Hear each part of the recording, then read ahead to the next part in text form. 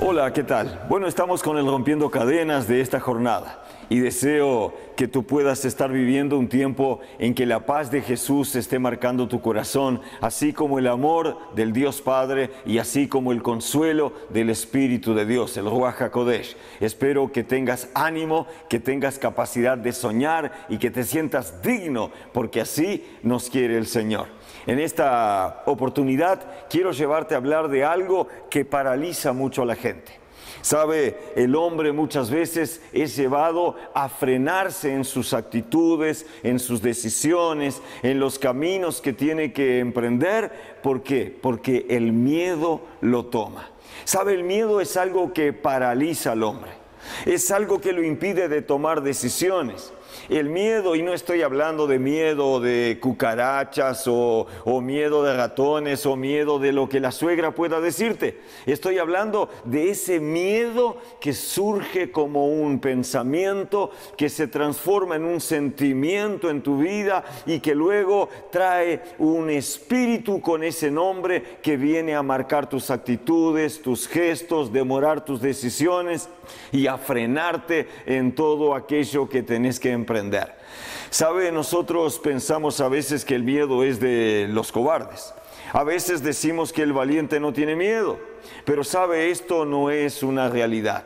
Muchas veces por brechas que tenemos en nuestra emocionalidad, por situaciones que nos toca vivir y mismo por desafíos que vienen a nuestra vida, nosotros somos hechos prisioneros del miedo.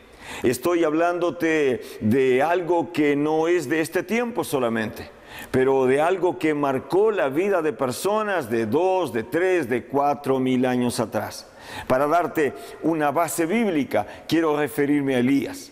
Hay un versículo en este capítulo 19, en Primera Reyes, que habla de cómo este sentimiento se instaló en la vida de Elías. Podemos leerlo, dice: viendo pues el peligro, se levantó y se fue para salvar su vida. Y vino a Berseba, que está en Judá, y llegó allí y dejó a su criado y se fue por el desierto. ¿Sabe? Esta actitud está hablando de una actitud de Elías. Y el capítulo 19 es un capítulo marcante en la vida de Elías. Elías venía de historias lindas. Si usted lee 2 capítulos atrás, en el 17, Elías hablaban y cosas venían a suceder. Fue allí en el 17 donde él le dijo al rey Acab: por 2 años y medio, 3 años, hasta que yo dé palabra en contrario, no lloverá en esa tierra. Palabra profética de castigo, de juicio a causa de la idolatría que estaba gobernando Israel. Capítulo 17 de Primera Reyes. En ese tiempo Elías hablaba y las cosas sucedían.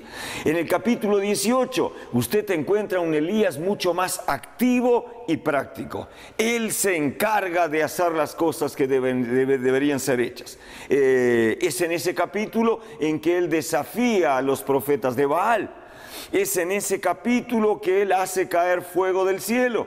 Es en ese capítulo que él calla y destruye a 850 hechiceros que servían a Baal y a Acera. Y los termina a filo de espada. ¿Por qué? Porque había quedado probado que solamente en el mundo y en el lugar donde podía ser conocido el hombre, como en Israel, solamente había un Dios. Y él decidió terminar con el paganismo, él decidió terminar con la contaminación, él decidió terminar con la ruina de la idolatría, de las hechicerías, de las brujerías, y nada mejor que terminar con los brujos para eso.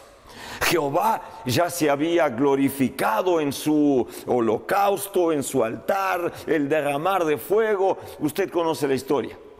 Consumió el holocausto, quemó la leña, lamió el agua y ardió el altar. ¿Por qué? Porque Jehová es Dios y era Dios también, y quería mostrarse como eso.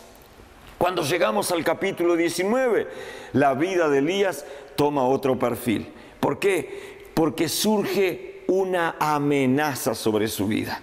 Y esto uno tiene que aprender a callarla, porque cuando usted no calla la voz de amenaza, usted se hace pasible de padecer miedo. Elías no era cobarde, Elías no era indeciso, no era un pasivo. Elías era alguien decidido y convicto de quién era él y qué identidad tenía en Dios. Él sabía que él tenía un ministerio profético que debería marcar la tierra en aquel tiempo. Y él lo hizo. Pero sin embargo, luego de grandes experiencias sobrenaturales que él vivió, la voz de una mujer lo hace temblar, sentir miedo y desear largar todo. Vea, Jezabel, la mujer de Acab, una reina complicada que mandaba más que el marido delante de un sistema de omisión que caracterizaba a su marido, le había dicho que lo iba a destruir a Elías. Ella dijo en el versículo 2, entonces así me hagan los dioses y aún añadan, si mañana a estas horas yo no lo he puesto a Elías como uno de aquellos profetas que él mató. Lo que estaba diciendo la brujita, que así como los profetas hechiceros de Baal y de Acera habían sido muertos a espada por Elías, mañana eso le pasaría a Elías. ¿Qué dice la Biblia en el versículo 3? Dice, y él vio el peligro. Cuando la Biblia dice que alguien vio el peligro, la Biblia dice que ese alguien tuvo miedo y decidió huir y largar todo para no ser muerto por una mujer. Vea qué tremendo. El hombre había hecho abrir los cielos y derramar fuego. Y todo Israel vio que él tenía fuerzas en su palabra, que él tenía poder en su palabra. Pero una mujer llamada la reina, llamada la Jezabel, lo hace temblar y cancela su ministerio. ¿Por qué? Porque el miedo te paraliza, porque el miedo te frena, porque el miedo te lleva a abrir mano, dejar de lado tus sueños, porque el miedo te impide de hacer las cosas que tenés que hacer. Y cuando tú le das jerarquía de dominador a un espíritu como el miedo, él se adueña de ti y trae otros a reinar en tu vida. Es tan fuerte esto, es tan importante esto, que allá en el libro de segunda epístola de Timoteo, en el capítulo 1, está afirmada una realidad que uno debe tenerla muy presente en su día a día. Dice, porque no nos ha dado Dios espíritu de cobardía o espíritu de miedo. En algunas Biblias dice espíritu de miedo, sino un espíritu de poder, de amor y de dominio. ¿Poder para qué, pastor? Poder para hacer, poder para mandar, poder para dominar, poder para estar arriba y no abajo, poder para callar la voz del infierno que se levanta contra tu vida, poder para hacer silenciar la voz que quiere amenazarte, que quiere hacerte mirar las circunstancias y que quiere frenarte para que no alcances lo que Dios quiere que vengas a alcanzar. Dios no te dio espíritu de cobardía, de miedo. Él te dio espíritu de poder, para que con el poder tú puedas callar la serpiente, tú puedas callar al cachorro de león, tú puedas hollar al dragón y tú puedas pisar sobre toda criatura de injusticia y de maldad para que nada te suceda. El mismo vocablo, la misma palabra que se usa en Timoteo es cuando se usa cuando Jesús dice, yo les doy poder para echar fuera demonios. Hay un poder del cielo que milita en ti. Hay un poder del cielo que marca tu corazón. Hay un poder del cielo que camina contigo. Hay un poder del cielo que te abre puertas y que te asegura que cuando te pones a pelear contra ese tipo de hueste, la victoria ya es tuya porque te la ha entregado Jesús. ¡Wow! Bueno, esto fue la primera parte. Vamos al corte y ya venimos a seguir con esto y a mostrarte cómo esto nos marca y quiere frenarnos a través de su acción sobre nuestras vidas. Ya vuelvo.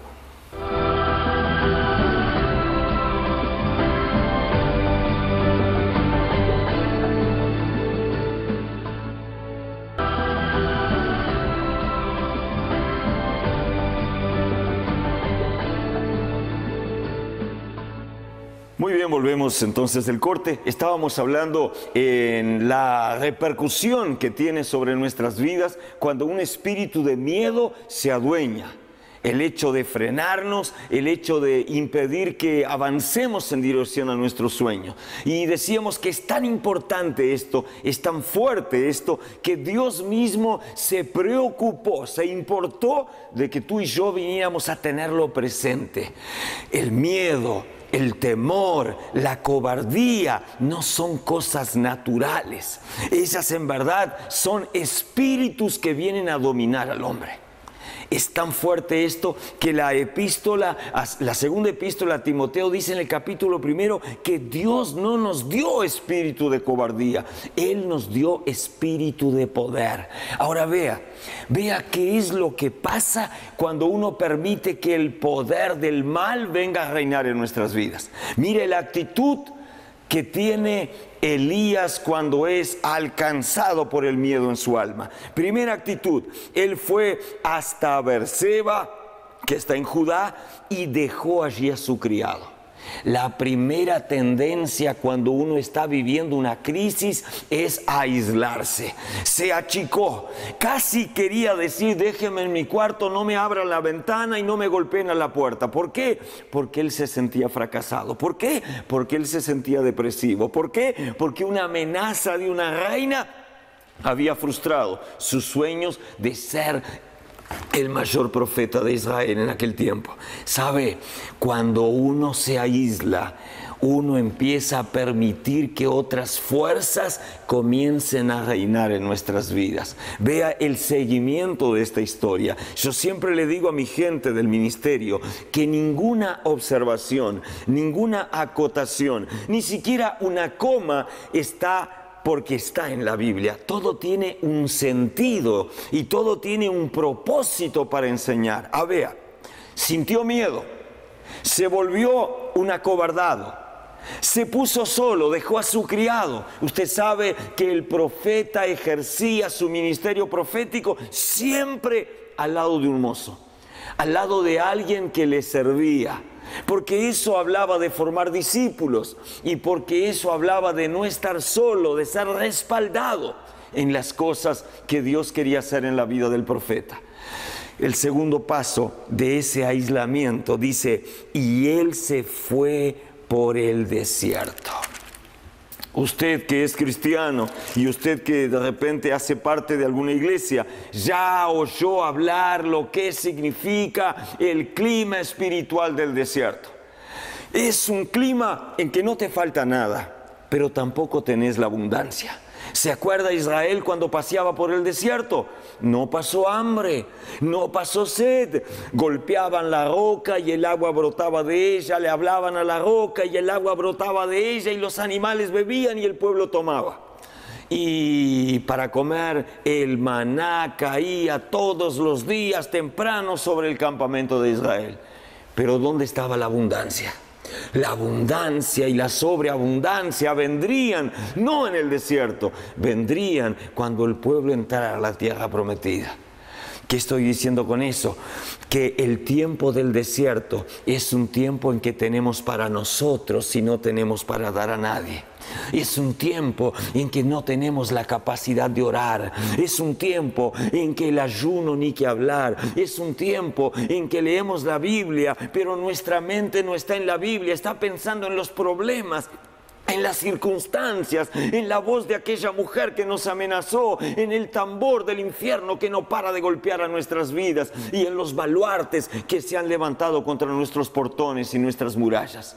¿Sabe? El tiempo del desierto marca un tiempo espiritual en la vida del hombre. Elías se fue al desierto porque dentro suyo se había muerto algo. Y mire dónde se fue a postar en el desierto, bajo un enebro acostado. ¿Sabe lo que significa el enebro para los judíos? Marca de soledad. El enebro es un árbol solitario, frondoso, grande, parece que musculoso, pero está siempre solo en el desierto. Y en verdad, para el judío el enebro es una marca de desnudez y de despojo. Así se sentía Elías y ahí se fue a parar. Vamos al corte y venimos a darle un nudo final a esto. Ya vuelvo.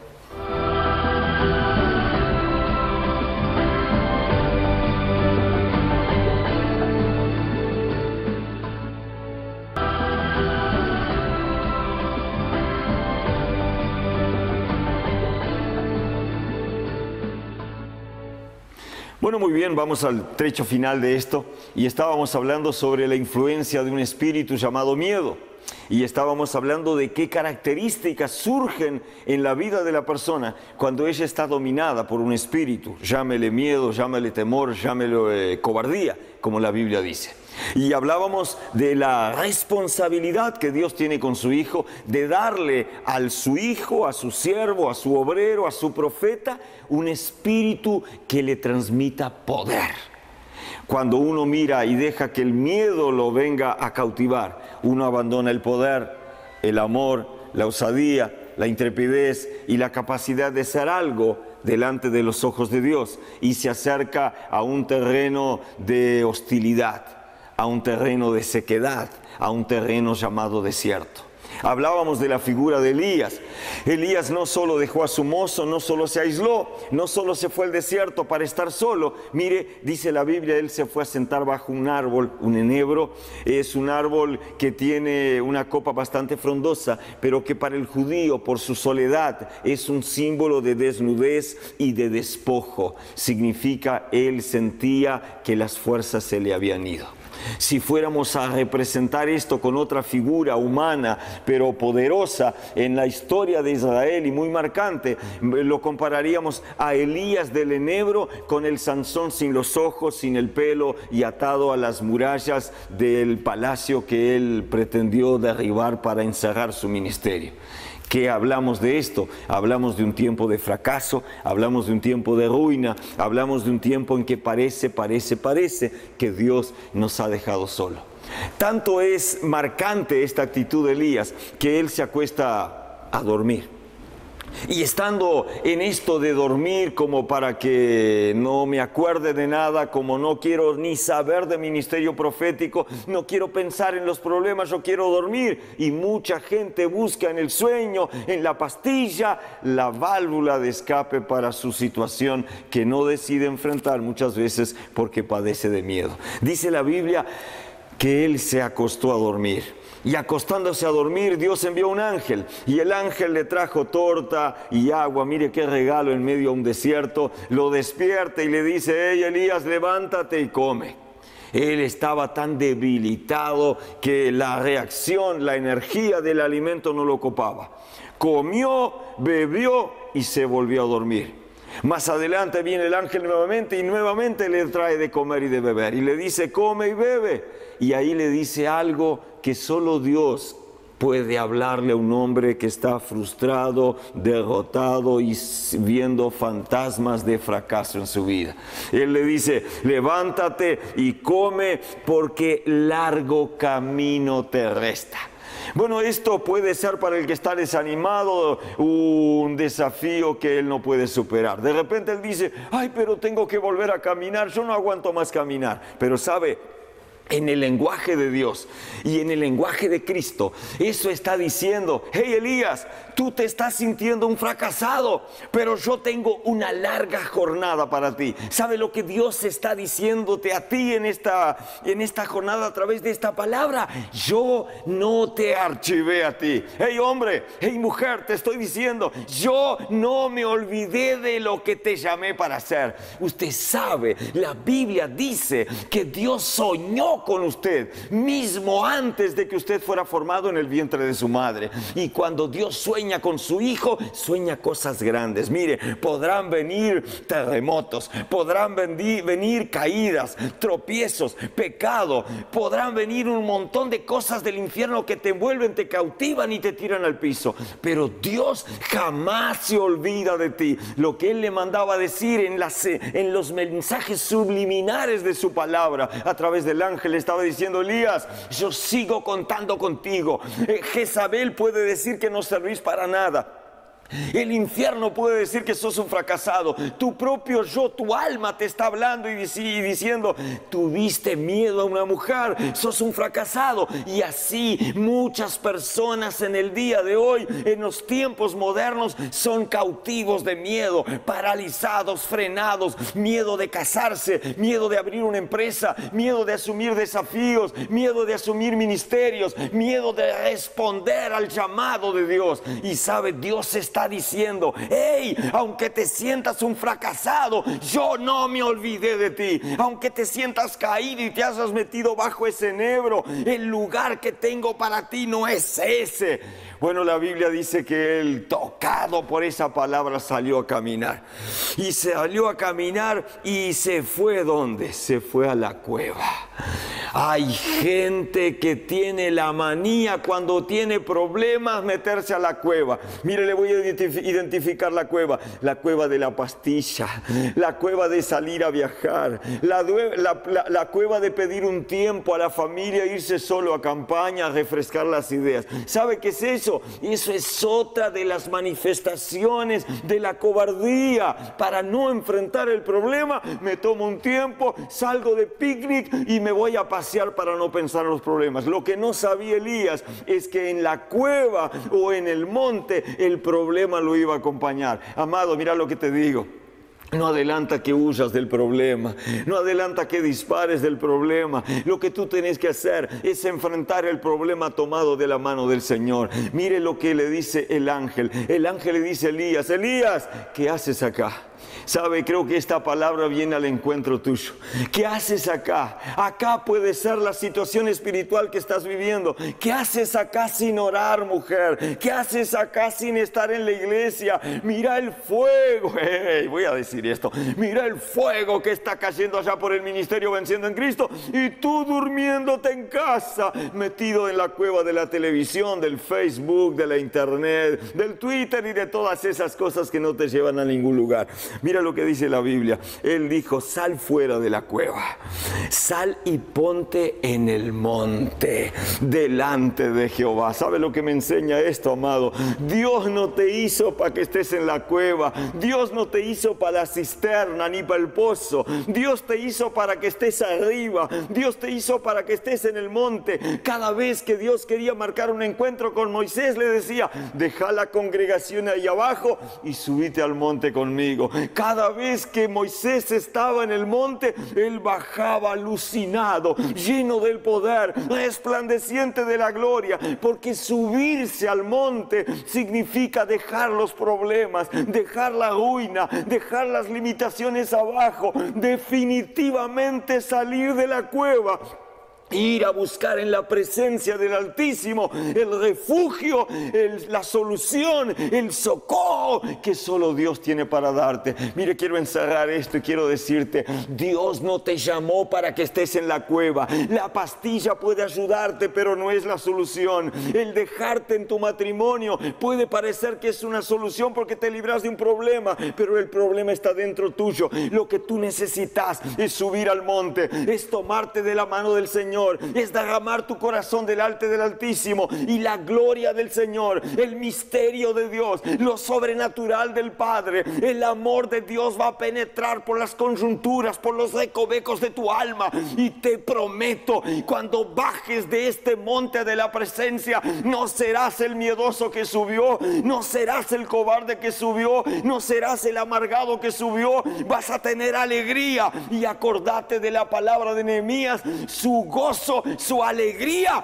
es nuestra fuerza. Quiero profetizar sobre tu vida un tiempo de fuerza, un tiempo de aliento, un tiempo de cambio, un tiempo en que lo sobrenatural de Dios se va a manifestar en tu vida, y no habrá diablo, no habrá infierno, no habrá brujería y no habrá amenaza que te pueda frenar. Lo digo esto en el nombre de Yeshua, y te bendigo. Hasta la próxima. Wow, Dios te bendiga. Chao.